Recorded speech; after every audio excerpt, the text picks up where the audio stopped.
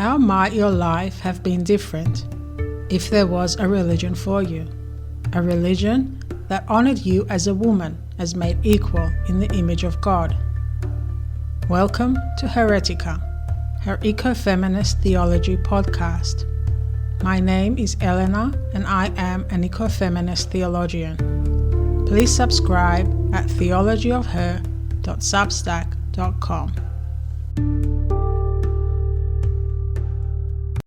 Theoris of Lemnos, Magic, Murder and Misogyny in Ancient Athens. Today we meet a woman whose name comes to us not from myth, but from a real courtroom.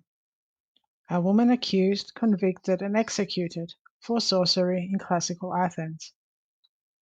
Her name was Theoris of Lemnos, and her story brings up tough questions about fear, gender, medicine, law, and what happens when they all collide.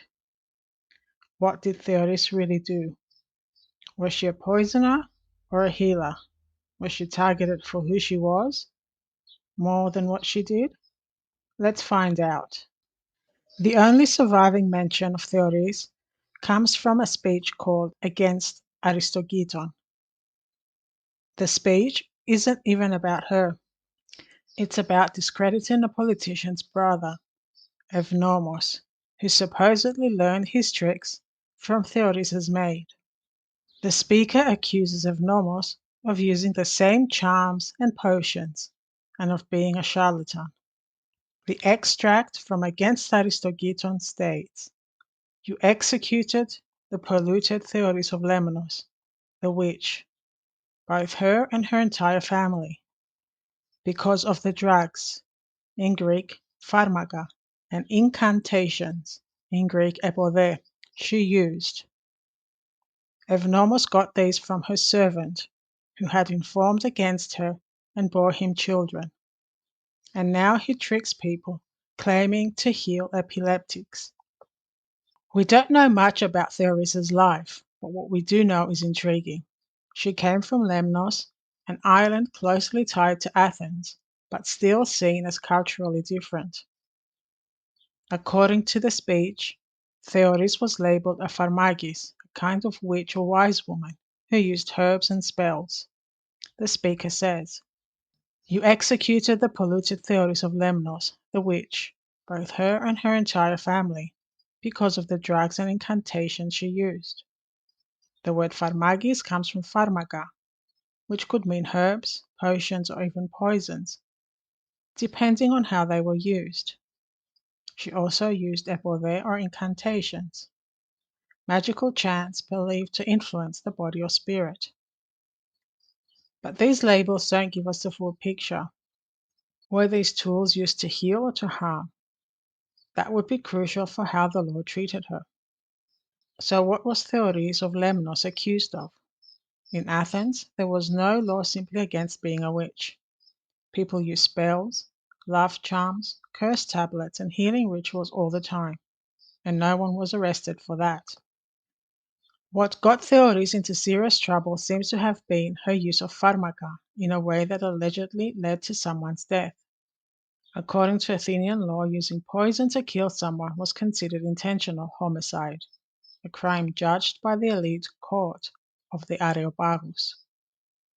Cases of poisoning that result in death were prosecuted at the Areopagus, the court reserved for the most serious crimes. And this is the key. Magic wasn't the crime. Death was. Theoris may have been prosecuted not as a witch but as a murderer.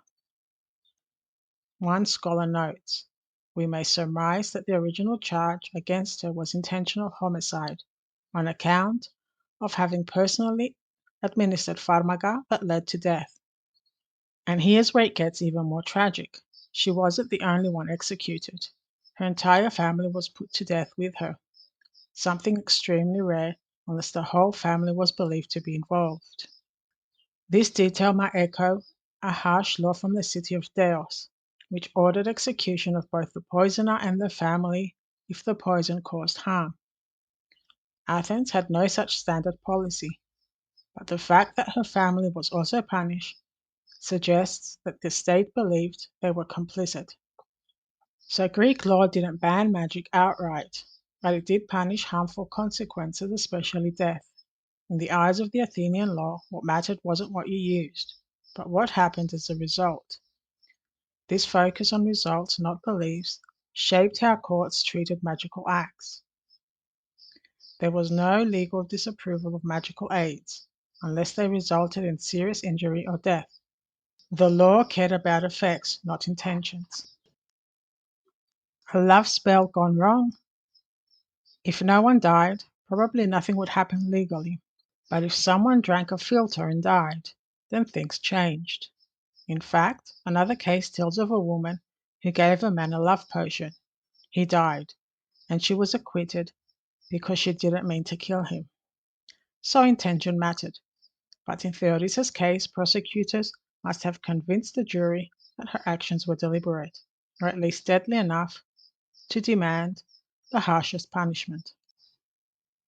As stated in the beginning, the only surviving mention of Theoris comes from against Aristogiton. During the trial, Evnomos was accused of using the same charms and potions and of being a charlatan. He charms and tricks and claims to heal epileptics, while he himself is an epileptic subject to all manner of wickedness.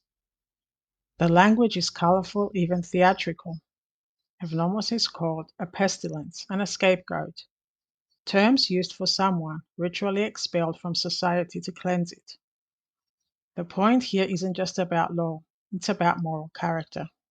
As scholars put it, the prosecutor uses ideas of magic and deception to attack Evnomos' moral character, not necessarily his legal guilt. This tells us something important. Magic in Athens was a moral problem as much as a legal one. It became a way to question someone's decency, reliability, or status. Theoris was a woman, a foreigner, and someone associated with knowledge outside the control of official institutions. This made her especially vulnerable. She likely wasn't a full citizen. Scholars suggest she was a metic, or resident alien, someone who lived and worked in Athens but didn't have political rights. Given her Lemnian origin and the legal framework, Theoris was probably a metic, not a citizen but not a slave either. This matters because Athens made sharp distinctions between crimes committed by and against citizens versus non-citizens.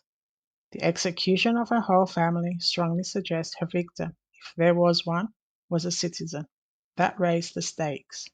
And then there's gender. Women in Athens were already restricted in public life.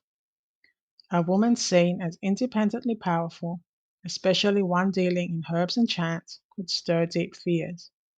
And to that her status as a non-Athenian, and she becomes the perfect target for moral panic. As one scholar wrote, magic in the hands of women, especially outsiders, was seen as dangerous, not because of what it did, but because of what it represented. Concluding here, what can we learn from Theoris? Theoris of Lemnos is a shadowy figure, mentioned only once in a rhetorical attack, remembered not for her life but for her death. And yet her story opens a window into how magic, justice, and gender were tangled together in ancient Athens. She likely wasn't convicted just for mixing herbs or chanting spells.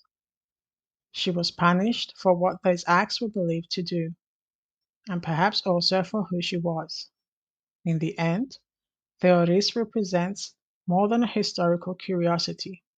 She shows us how societies, ancient and modern, often fear what they can't control. And when that fear meets power, the results can be deadly. How might your life have been different if there was a religion for you? A religion that affirmed you as a woman, as equal to man, and made in the image of God. How might your life have been different? Heretica, her eco-feminist theology educational podcast.